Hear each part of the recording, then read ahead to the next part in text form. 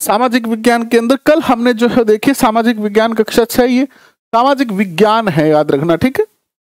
और इसमें हमने कल जो है वो 2 चैप्टर कर लिए थे, ब्रह्मांड और सौर परिवार। बट कल हमसे एक गलती हो गई थी, हालांकि लिखा हुआ तो सही था लेकिन फिर बाद में मैंने उसको गलत करवा दिया था। कभी कभी ऐसा हो जाता है कि सही को भी हम गलत कर देते हैं, और कल वो गलती हो गई हमसे, तो उसको पहले मैं सही करवा देता हूं। ये था क्वेश्चन कि तारे चमकते हैं, और कल यहां पर तो यही लिखा हुआ था कि स्वयं के प्रकाश से चमकते हैं, लेकिन मैंने आपको यहां पे लिखवा दिया था कि तारे जो है वो सूर्य के प्रकाश से चमकते हैं, जो कि बिल्कुल ही गलत बात है। तो इस कल वाले जो सेशन है उसके लिए थोड़ा सा सॉरी, हालांकि मैंने आपको कम्युनिटी पेज पे भी लिख दिया था कि भाई हमसे गलती हो गई है, और यहां पर भी मैं सही करवा देता हूं। अब चलते हैं आगे, तीसरे चैप्टर की शुरुआत करते हैं। आप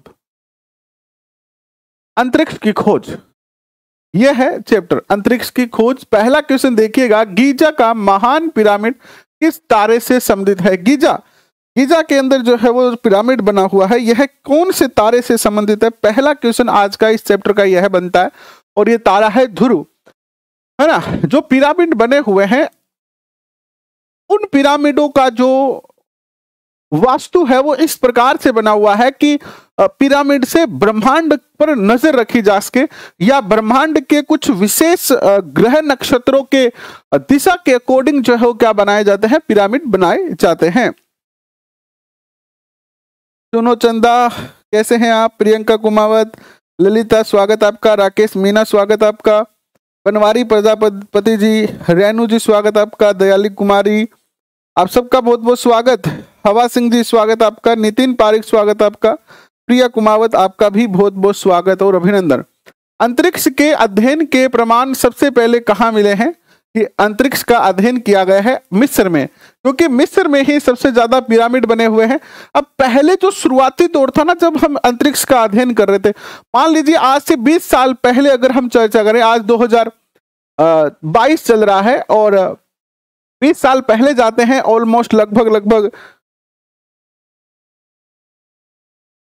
2002 के करीब। तो 2002 के अंदर अगर कोई आपसे बात करता कि एक समय ऐसा आएगा या एक कोई ऐसा डिवाइस आएगा जिसके माध्यम से हम घर बैठे कहीं पर भी फोन से बात कर सकते हैं, कोई भी वीडियो देख सकते हैं, कोई भी न्यूज चैनल देख सकते हैं, और पूरे विश्व की जो जानकारी है हमारे जेब में आ जाएगी, यानी मोबाइल के बारे में कोई कहता तो हम उसको पागल कह देते थे, और कोई कहता भी नहीं था। कोई इतना बड़ा कोई जीनियस होता वो ही ऐसी बात कह सकता था, उसको भी दुनिया पागल कहती थी। तो ठीक इसी प्रकार से मिस्र के अंदर सबसे पहले वहां के लोगों ने जो है वो अंतरिक्ष का अध्ययन करना शुरू किया, इसीलिए जो है वो पिरामिड जो है इस तरीके से, जो ग्रह नक्षत्र हैं, तारों की दिशा है, उनके संयोग के अकॉर्डिंग जो है वो पिरामिड बनाए जाते थे।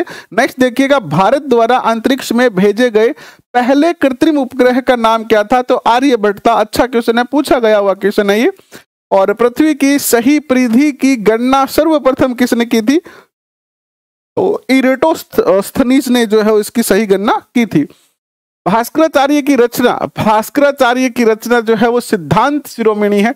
ये भी क्वेश्चन अच्छा क्वेश्चन है, पूछा जा सकता है। अगर आप मुख्य परीक्षा L1 की तैयारी कर रहे हो तब भी, L2 की तैयारी कर रहे हो तब भी। सर्वप्रथम किस भारतीय खगोलवेत्ता ने पृथ्वी के गुरुत्वाकर्षण के बारे में बताया कि पृथ्वी के अंदर गुरुत्वाकर्षण बल होता है, और इसके कारण वो वस्तुओं को अपनी ओर खींचती है, वो वस्तुओं को अपनी ओर क्या करती है? आकर्षित करती है, अपनी ओर बांधे रखती है। ये बात सबसे पहले किसने बताई? ये बात सबसे पहले जो है वो भारतीय खगोलवेत्ता थे भास्कराचार्य, इन्होंने ये बात बताई। ये जो क्वेश्चन है ना, ये इस टाइप के जो क्वेश्चन आते हैं, जैसे कि भास्कराचार्य की रचना कौन सी थी, या पहले किसने गुरुत्वाकर्षण बताया, ये जनरली क्वेश्चन क्या है? जर्नल साइंस के से क्वेश्चन है, या सामान्य ज्ञान के क्वेश्चन है। आप हिस्ट्री पढ़ोगे तो ऐसे क्वेश्चन बहुत कम, आपको कोई पढ़ाएगा ही नहीं हिस्ट्री में, ज्योग्राफी भी नहीं पढ़ाएगा, साइंस में फिर ये क्वेश्चन आ जाते हैं। लेकिन ये सामान्य ज्ञान के क्वेश्चन, और ये जो क्वेश्चन पेपर में आते हैं और जिसका ये पढ़ा हुआ है उसका तो ये ठीक हो जाता है, लेकिन फिर ऐसे क्वेश्चनों में तुक्का लगाना बड़ा कठिन हो जाता है। तो ऐसे क्वेश्चनों को भी आप जो है वो ध्यान में रखें। राजेंद्र जी कैसे हैं आप?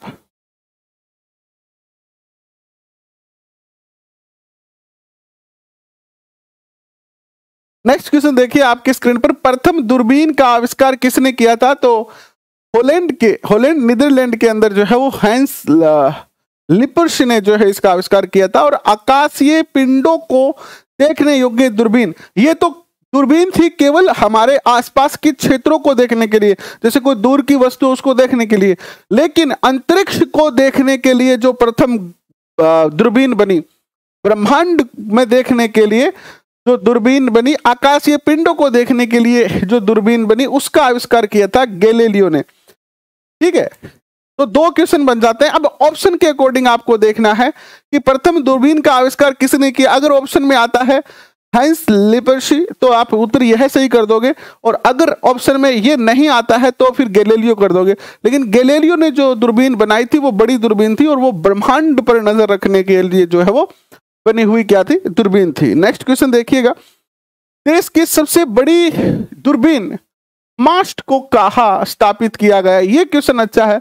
ये जो मास्ट नामक दूरबीन है, जो कि भारत की सबसे बड़ी दूरबीन है, इसको उदयपुर के अंदर फतेह सागर झील के एक टापू पर जो है स्थापित किया गया है, और वहां से जो है अंतरिक्ष पर क्या रखी जाती है, नजर रखी जाती है ना, नजर रखी जाती है इस दूरबीन से अंतरिक्ष पर।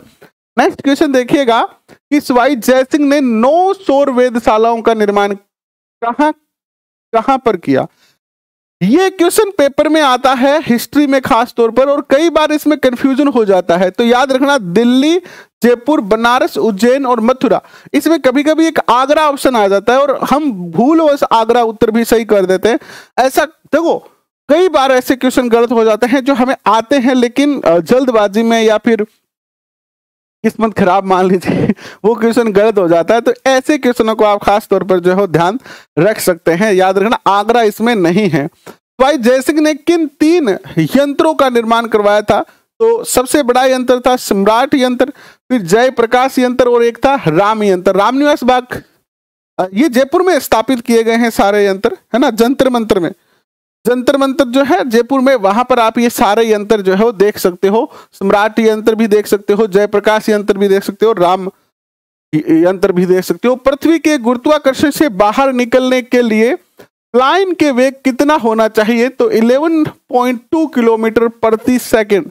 यानी अगर हम चाहते हैं कि हम इस पृथ्वी के गुरुत्वाकर्षण से बाहर चले जाएं, या पृथ्वी के गुरुत्वाकर्षण को मात देकर आगे निकल जाए, तो इसके लिए हमारी जो वेग होनी चाहिए, जो हमारी गति होनी चाहिए, जैसे एक रॉकेट जो भेजा जाता है अंतरिक्ष में, तो उसकी गति मिनिमम 11.2 किलोमीटर प्रति सेकंड तो होनी ही आवश्यक है। और अगर इसको अपन कन्वर्ट कर देते हैं किसमें, अगर इसको हम किलोमीटर पर, ये तो सेकंड है, अगर घंटा में कन्वर्ट करके देखें तो आप इसको जो है वो मल्टीप्लाई करके जो है देख सकते हो। नेक्स्ट क्वेश्चन देखिए आपके स्क्रीन पर क्या आता है। नेक्स्ट क्वेश्चन आता है कि विश्व का पहला कृत्रिम उपग्रह कौन सा था। Sputnik first. तो तत्कालिक सोवियत संघ ने 1957 में जो है वो स्थापित किया था। प्रथम कृत्रिम उपग्रह था ये। और अंतरिक्ष में जाने वाला प्रथम जीवित प्राणी जो था एक लाइका नामक कुतिया थी, यानी फीमेल डॉग थी, लाइका उसका नाम रखा गया था। अब क्या है, वैज्ञानिकों ने सोचा कि यार अंतरिक्ष में जाना है, लेकिन पहले किसी इंसान को भेजें, पता नहीं वो वापस आ पाए नहीं आ पाए, मर जाए, है ना। तो इससे पहले हम क्या करें कि एक पशु को, जनरली जो विज्ञान में, साइंस में जो प्रयोग होते हैं वो पशुओं पर वैसे भी ज्यादा होते हैं, तो इसको भेजा गया था, स्पुतनिक 2 में भेजा गया था, है ना। नेक्स्ट क्वेश्चन देखिएगा, अंतरिक्ष की यात्रा करने वाला पहला व्यक्ति जो बना वो कौन बना। तो ये बना यूरी गागरिन। वोस्टाक फर्स्ट नामक ये यान था, क्या नाम था, वोस्टाक फर्स्ट। इस यान में ये जाते हैं 1961 के अंदर। और चंद्रमा पर पहली बार मानव कब पहुंचता है। तो 1969 में अपोलो 11 के द्वारा मानव चंद्रमा पर जो है पहुंचा। और चंद्रमा की धरा पर पहली बार कदम रखने वाले अंतरिक्ष यात्री कौन थे। तो नील आर्मस्ट्रॉन्ग थे, जिन्होंने पहला कदम चंद्रमा पर जो है रखा था। और अंतरिक्ष यात्रा करने वाला प्रथम भारतीय कौन था। राकेश शर्मा था। 1984 में सोयूज T11 नामक जो यान है, इसके माध्यम से ये जो है अंतरिक्ष में पहुंचा था। और अंतरिक्ष में जाने वाली भारत की पहली महिला, अंतरिक्ष में जाने वाली भारत की पहली महिला जो थी वो थी कौन, कल्पना चावला। और अंतरिक्ष में सर्वाधिक समय बिताने वाले भारतीय मूल के अमेरिकी महिला जो थी वो कौन थी? देखो, थी तो वो भारत की, इंडियन भी उसके पास जो थी वो सिटीजन थी, लेकिन वो रहती कहाँ थी? अमेरिका में रहती थी, एनआरआई थी वो। तो इसीलिए भारतीय मूल की पहली अमेरिकी महिला बनी सुनीता विलियम्स, जो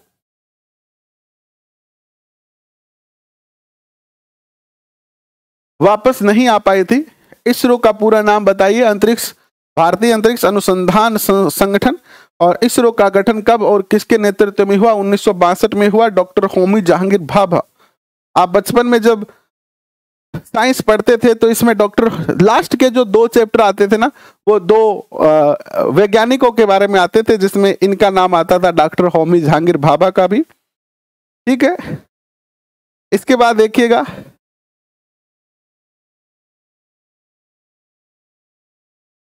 नेक्स्ट देखिएगा, भारत के अंतरिक्ष कार्यक्रम को गति देने का श्रेय किसे जाता है? तो विक्रम साराभाई को जाता है। भारत के अंतरिक्ष कार्यक्रमों को और ज्यादा गति देने का या विकसित करने का श्रेय। एंड प्रथम भारतीय उपग्रह कौन सा था? तो आर्यभट्ट था। ये क्वेश्चन अच्छा है।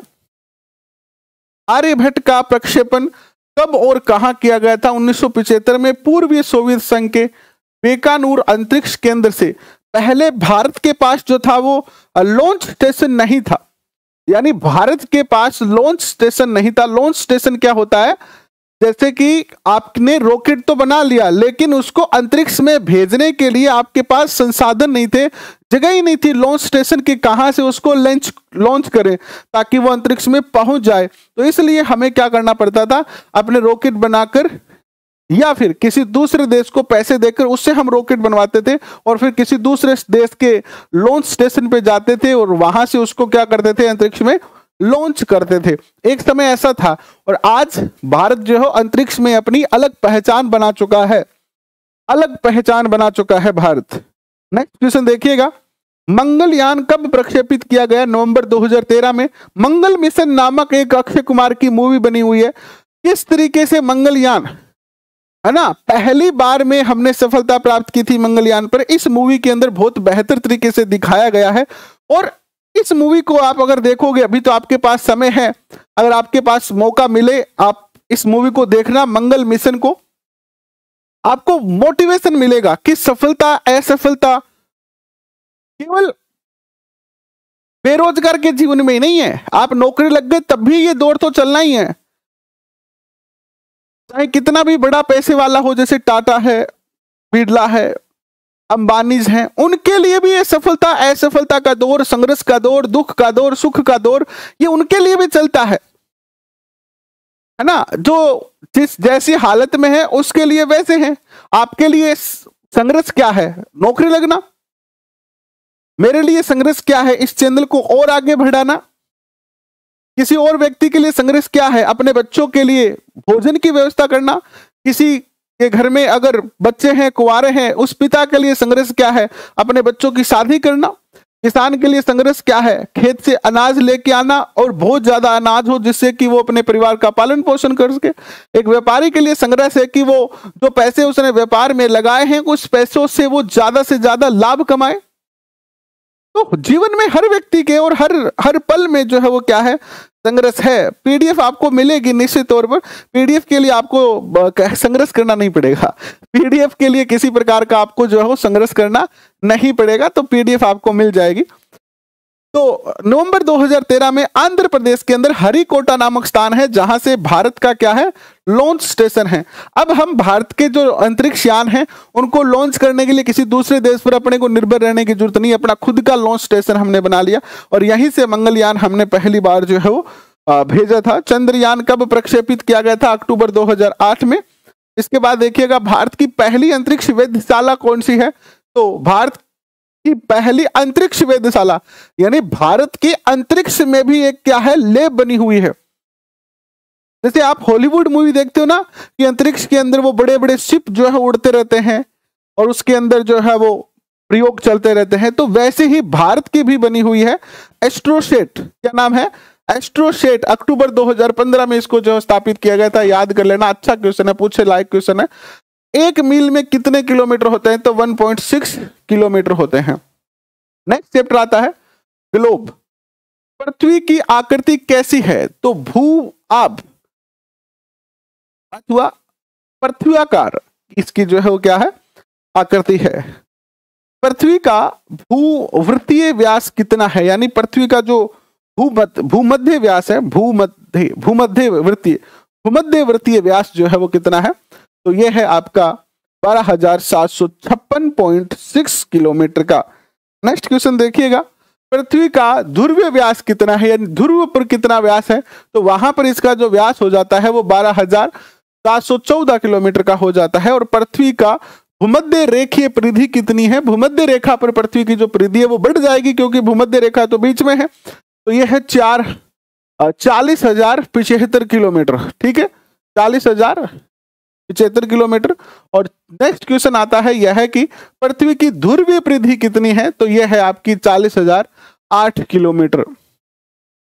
पृथ्वी व्यास तो आप सब जान ही गए। देखो ये तो क्या है? त्रिज्या है, ये क्या है? व्यास है, और ये क्या है? परिधि है। जान गए ना आप ये तीनों चीजों को, परिधि, व्यास और त्रिज्या। नेक्स्ट देखिएगा, पृथ्वी के भू आभीय आकार का पता सर्वप्रथम किसने लगाया? तो रिवियर फ्रांस के थे ये, इन्होंने लगाया। पृथ्वी का अक्ष अपने परिक्रमण तल से कितने कोण पर बनता है? तो 66.5 डिग्री पर बनता है ये। और 90 डिग्री उत्तरी अक्षांश रेखा कहां पर खींची गई है? तो ये उत्तरी ध्रुव पर खींची गई है, काल्पनिक रेखा होती है ये। और 23.5 डिग्री उत्तरी अक्षांश पर खींची गई रेखा क्या कहलाती है? तो ये कर्क रेखा कहलाती है। और 66.5 डिग्री उत्तरी अक्षांश रेखा किसका निर्माण करती है? तो आर्कटिक वृत्त का ये जो है निर्माण करती है। 90 डिग्री दक्षिणी अक्षांश रेखा कहां पर विद्यमान है? तो ये दक्षिणी ध्रुव पर जो है वो विद्यमान है। आप सब जानते हैं कि पृथ्वी है इस तरीके से, एक यहाँ का भाग जो है ध्रुव प्रदेश कहलाता है, एक ये भाग जो है ध्रुव प्रदेश कहलाता है। ऊपर जो है वो उत्तरी ध्रुव है, आप सब जानते हैं, और ये नीचे वाला जो है वो क्या है? दक्षिणी ध्रुव है, दक्षिणी ध्रुव है। तो दक्षिणी अक्षांश रेखा कहां पर विद्यमान है? तो दक्षिणी ध्रुव पर विद्यमान है ये। और 23.5 डिग्री दक्षिणी अक्षांश रेखा कहलाती है मकर रेखा कहलाती है ना? मकर रेखा। ऐसे 3 रेखा है, ये भूमध्य रेखा हो गई बीच वाली, ये मकर रेखा हो गई, ये कर्क रेखा हो गई। 23.5 डिग्री दक्षिणी अक्षांश रेखा कहां बनाती है? क्या बनाती है? तो अंटार्कटिक वृत्त बनाती है ये। और उत्तरी गोलार्ध में क्या अधिक है? जो उत्तरी गोलार्ध है, देखो इस दक्षिणी गोलार्ध में क्या है? पानी ज्यादा है, क्योंकि इसमें सागर महासागर ज्यादा है। और इसमें जो है वो उत्तरी गोलार्ध में क्या है? स्थल भाग ज्यादा है। आप पृथ्वी का मैप देखते हैं तो भी उसमें इसी प्रकार का दिखाया जाता है कि मैप का जो नीचे वाला भाग है वो सारा का सारा लगभग जो है पानी वाला भाग है, और ऊपर का जो भाग है वो क्या है? स्थल वाला भाग है।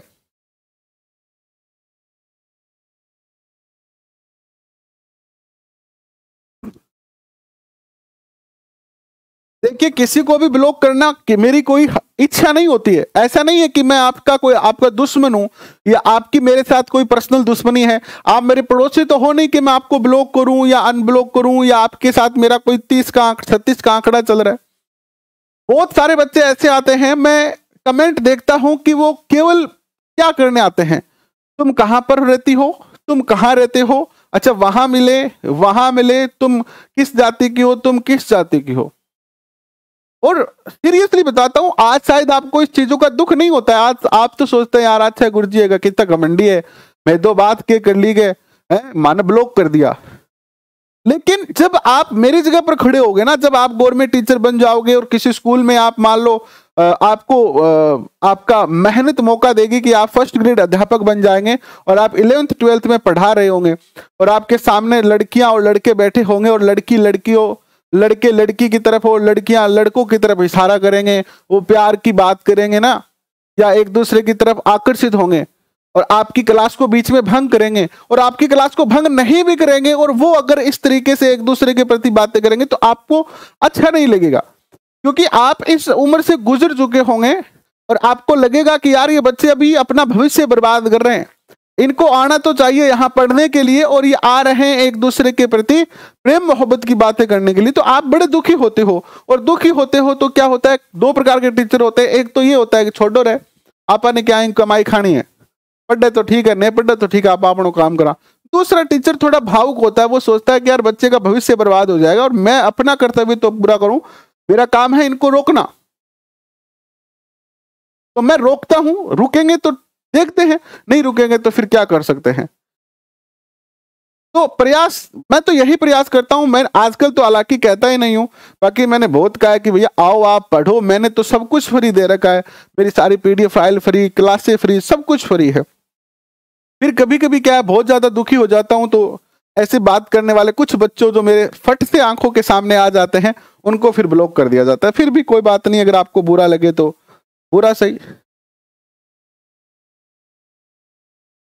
मुकेश, इसके बारे में मैंने बता दिया है आते ही कि तारे जो है वो अपने स्वयं के प्रकाश से चमकते हैं। तारों के अंदर अपनी खुद की ऊर्जा होती है और उसी ऊर्जा से तारे जो है वो चमकते हैं, ठीक है। और इसके लिए मैंने कल भी जो है वो ये बात अपने चैनल पे नोट कर दी थी कि भैया हमसे गलती हो गई है ना। गलती इंसान से होती है, लेकिन गलती होने कोई बड़ी बात नहीं, लेकिन मान लेना और उसको समय पर सही कर देना, ये अच्छी बात है जो हमने समय रहते कर ली। कुल अक्षांश रेखाएं जो है 181 होती है, तथा वृत्त कितने होते हैं, 179 होते हैं। रेखाएं कितनी होती है, कुल अक्षांश रेखाएं 181, और वृत्त कितने होते हैं, 179 होते हैं। देखिए भारत किस गोलार्ध में स्थित है, तो अगर भारत को विश्व के मैप में देखोगे इस तरीके से, तो भारत जो आएगा वो यहां है, लगभग भारत कहां है, यहां है। तो भारत क्या है, उत्तरी गोलार्ध में है। अगर भारत यहां होता इधर वाले में तो दक्षिणी गोलार्ध में हो जाता, और भारत उत्तरी गोलार्ध में है, प्लस इधर से देखें तो भारत पूर्वी गोलार्ध, पूर्व में, यानी पूर्व में और उत्तरी गोलार्ध में है। एक अक्षांश की पृथ्वी के धरातल पर दूरी कितनी होती है, यानी अगर हम ये जैसे हमारा पृथ्वी है और ये इसके अंदर जो है वो क्या बनी हुई है, अक्षांश और देशांतर रेखाएं। अगर हम यहां पर 1 डिग्री पार करते हैं, यानी इस रेखा से इस रेखा पर पहुंचते हैं, तो वास्तव में प्रैक्टिकली धरती के ऊपर अपन 111.13 किलोमीटर की दूरी जो है वो क्या कर देते हैं, तय करनी पड़ेगी। अगर हमें पृथ्वी के यानी ग्लोब के अक्षांशों के अकॉर्डिंग अगर हमें 1 किलोमीटर की एक अक्षांश यानी 1 डिग्री की दूरी तय करनी है, तो हमें वास्तव में धरातल पर जो है वो 111.13 किलोमीटर की दूरी जो है वो तय करनी पड़ेगी। नेक्स्ट क्वेश्चन देखिएगा, एक सेकंड अक्षांश की कोणीय दूरी कितनी होती है, तो 31 मीटर होती है। यानी हम लिखते हैं ना ऐसे 60 डिग्री 13 मिनट, तो 13 मिनट का अर्थ क्या हो गया, 13 सेकंड। फिर इसके बाद आती है सेकंड, 5 सेकंड, तो ये 5 सेकंड का अर्थ हो गया 31 × 5 मीटर, क्योंकि 1 सेकंड में कितना मीटर होता है, 31 मीटर होता है। नेक्स्ट देखिएगा, भूमध्य रेखा से कर्क रेखा, भूमध्य रेखा से कर्क व मकर रेखा के मध्य सूर्य के सीधे चमकने के कारण गर्मी ज्यादा रहती है, यह क्षेत्र क्या कहलाता है, तो उष्ण कटिबंधीय क्षेत्र कहलाता है। ये जो आपका ग्लोब है इसमें ये भूमध्य रेखा है, ये एक रेखा है कर्क रेखा, और ये है मकर रेखा, है ना। तो यहां सूर्य जब यहां चमकता है, यानी सूर्य जो है ना, इसी क्षेत्र पर सूर्य की किरणें क्या पड़ती है, तिरछी पड़ती है। जैसे यहां पर है सूर्य, तो सीधी किरणें कहां पड़ेगी, यहीं पड़ेगी ना सूर्य की किरणें, यहां तो तिरछी जाएगी, बाकी क्षेत्र पर तो बहुत ज्यादा तिरछी हो जाएगी। तो ये जो इतना स्थान है ये क्या कहलाता है, ये जो स्थान है ना इतना, ये कहलाता है क्या, ये कहलाता है उष्ण कटिबंधीय क्षेत्र कहलाता है। क्या कहलाता है, उष्ण कटिबंधीय क्षेत्र जो है वो कहलाता है। नेक्स्ट क्वेश्चन देखिए आपके स्क्रीन पर क्या आता है, कर्क रेखा से आर्कटिक वृत्त तथा मकर रेखा से अंटार्कटिक वृत्त के मध्य तापमान मध्यम रहता है तथा यह क्षेत्र क्या कहलाता है। देखो कर्क रेखा से आर्कटिक वृत्त की ओर, है ना, और मकर रेखा से अंटार्कटिक वृत्त की ओर, यानी ये जो पृथ्वी है यहां तो ये रेखा होगी 3 रेखा। अब ये वाला जो भाग है और ये वाला जो भाग है, ये वाला और ये वाला भाग जो है, यहां पर क्या पड़ती है, सूर्य की किरणें तिरछी पड़ती है, टेढ़ी, तिरछी, सीधी नहीं पड़ती है, तिरछी सूर्य की किरणें पड़ती है। तो इसीलिए यहाँ पर गर्मी तो ज्यादा होगी नहीं, तो क्या होगा, शीतोष्ण या फिर उपोष्ण कटिबंधीय इसको जो है कहते हैं। क्या कहते हैं, शीतोष्ण या उपोष्ण कटिबंधीय क्षेत्र इसको कहते हैं। आर्कटिक वृत्त तथा उत्तरी ध्रुव और अंटार्कटिक वृत्त से दक्षिणी ध्रुव के बीच के स्थान अत्यधिक ठंडे होते हैं, इसलिए ये जो दोनों ध्रुव प्रदेश होते हैं ना, ये बहुत ज्यादा ठंडे होते हैं और यहाँ पर क्या जमी रहती है, बर्फ जमी रहती है, इसलिए इसे शीत कटिबंध जो है कहा गया है। भूमध्य रेखा के उत्तरी भौगोलिक ध्रुव या दक्षिणी भौगोलिक ध्रुव के मध्य की कुल दूरी जो है 90 डिग्री है। पृथ्वी की ध्रुवीय परिधि 40,008 किलोमीटर है। इस प्रकार एक गोलार्ध की ध्रुवीय परिधि जो है वो 20,040 हो गई, यानी 20,004 हो गई। यानी क्या कहा गया है, इसको फिर से समझना आप कि भूमध्य रेखा से उत्तरी गोलार्ध ध्रुव अर्थात भौगोलिक ध्रुव के मध्य कुल दूरी 90 डिग्री है। यानी हमने क्या कर दिया, इस पृथ्वी को दो भागों में बांट दिया है 90 डिग्री करके यहाँ पर। तो ये टोटल कितनी है, ये टोटल परिधि अगर अपनी 40,008 है, कितनी है 40,008 है, तो आधी कितनी हो जाएगी, फिर 20,000 कितनी हो जाएगी, 4 हो जाएगी। यही बात यहाँ पर जो है बताई गई है। तो इसकी आधी अर्थात 0 से 90 डिग्री उत्तरी ध्रुव की दूरी 10,002 किलोमीटर होती है। इस प्रकार एक अक्षांश की पृथ्वी के धरातल पर दूरी, एक अक्षांश की पृथ्वी के धरातल पर दूरी जो होती है वो कितनी हो गई, 10,002/90, तो कितना आ गया 1,111.13 यानी 111.13 किलोमीटर। इस प्रकार से हमने क्या निकाला है, 1 डिग्री के अंदर धरातल पर कितनी दूरी होगी, ये हमने जो है वो निकाला है।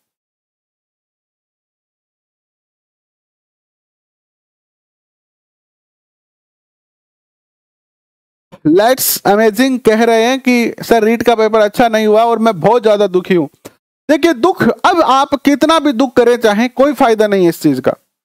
दुख करने के समय दुख करते तो बात होती, पेपर से पहले आप चाहे कुछ भी करो उसका पेपर पर इफेक्ट पड़ सकता है, लेकिन अब तो बात हो गई कि भैया चिड़िया चुग गई खेत, अब कुछ नहीं बचा है। हालांकि कुछ कह रहे हैं कि माध्यमिक शिक्षा बोर्ड शायद कुछ क्वेश्चनों पर जो है वो डाउट में है, इसलिए वो बोनस दे सकती है। तो अगर आप एक आधे नंबर से इधर उधर हो रहे हैं, जैसे किसी के 90 चाहिए और उसको 89 बन रहे हैं, किसी को 84 चाहिए और 83 बन रहे हैं, उन बच्चों की संभावना है 1 या 2 नंबर से, जो बच्चे अटके हुए हैं उनकी संभावना है। बाकी बच्चों पर जो है कुछ कह नहीं सकते अपन। देखो इतना ज्यादा कोई पेपर में बढ़ने के चांस नहीं है, लेकिन फिर भी अब आपके पास सेकंड ग्रेड ऑप्शन है। जो गलती आपने रीट में की है,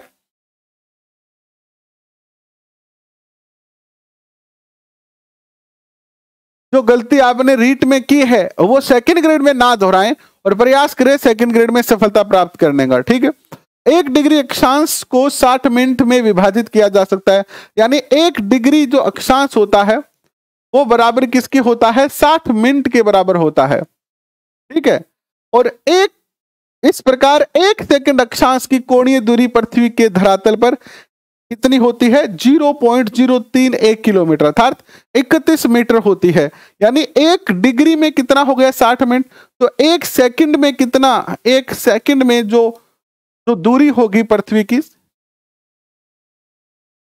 पृथ्वी के धरातल पर वो 31 मीटर होगी। ये डिटेल में बताया गया थोड़ा सा किस तरीके से निकाला है वो। देशांतर स्थान का विस्तार बताते हैं, जबकि देशांतर रेखाएं किस प्रकार किस लिए प्रयोग की जाती है। जो देशांतर होते हैं वो तो स्थान का विस्तार बताते हैं कि कोई देश इतना डिग्री से लेकर इतना डिग्री देशांतर में फैला हुआ है, लेकिन जबकि देशांतरीय रेखाएं जो है वो किस लिए प्रयोग की जाती है, तो देशांतरीय रेखाओं से हम क्या करते हैं, किसी भी देश का मानक समय ज्ञात करते हैं। तो समय ज्ञात करने के लिए इनका प्रयोग किया जाता है। देशांतर रेखाएं ध्रुवों को मिलाते हुए किस रूप में खींची जाती है, तो ये अर्धवृत्ताकार जो है खींची जाती है। और पृथ्वी 24 घंटे में 360 डिग्री घूमती है, अर्थात 1 घंटे में 15 डिग्री घूमती है। तो हम कह सकते हैं कि 4 मिनट में पृथ्वी कितना घूमती है, हम कह सकते हैं कि 4 मिनट में पृथ्वी 1 डिग्री जो है वो घूमती है।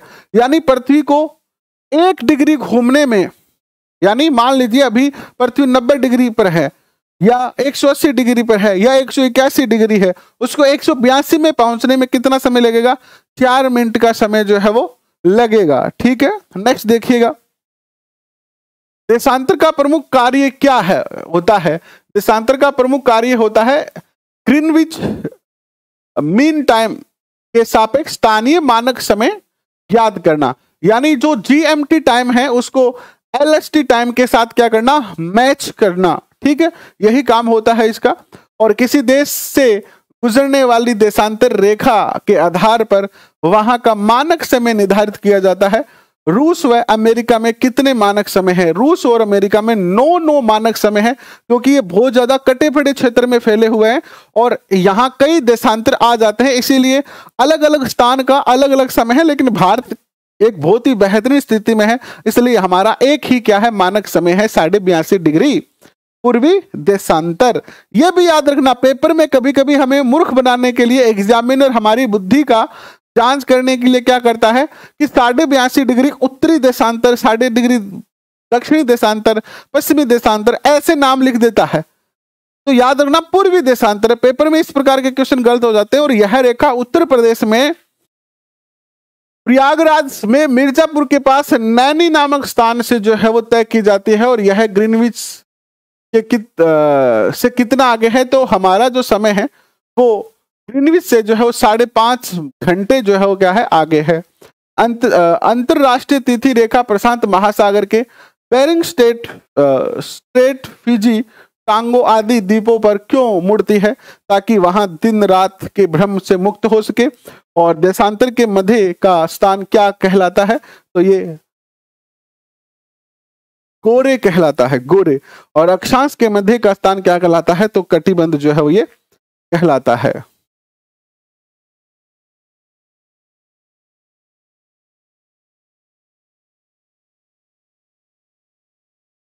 बाकी का अपन करेंगे कल। ठीक है, और रक्षाबंधन के बाद ये क्लास जो है वो अपन क्या कर देंगे? 1 से 1.5 घंटे की कर देंगे। तो 2 दिन और थोड़ी सी अनियमितता चल सकती है और शायद कल क्लास ना भी हो, क्योंकि हमें भी तो इधर उधर जाना पड़ सकता है। तो इसीलिए जो है रक्षाबंधन के बाद अपन पूर्णतः एक सिस्टमेटिक ढंग से जो है क्लासों की शुरुआत कर देंगे। और आशा करता हूं कि आप सब सही तरीके से जो है हम सब मिलकर सही तरीके से पढ़ेंगे। और 2 दिन आप भी जो है वो थोड़ा सा अपने बहनों के साथ जो है वो बैठिए, उनसे बातें करिए और उनको कहिए कि बहन अब की बार तो मैं 100 या 50 रुपए ही दे पा रहा हूं, लेकिन अगली बार जब तुम राखी बांधने आओगी तो तुम्हें 2100 रुपए दूंगा। ये अपनी बहन को अभी वादा कर देना। कर सकती हो क्या? क्या अपने आप में इतनी पावर है आप में? क्या आपको अपनी मेहनत पर इतनी विश्वास है कि आप अपनी बहनों से वादा कर सके? और अगर आप बहन हैं तो अपने भाइयों से वादा कर सके कि अगली बार जब राखी आएगी तो आप गवर्नमेंट अध्यापक होंगे। अगर हिम्मत है तो वादा कर लीजिए, अगर हिम्मत नहीं है तो फिर भाई आप जाने और आपका राम जाने। अभी के लिए बस इतना ही। बहुत बहुत धन्यवाद। Thank you.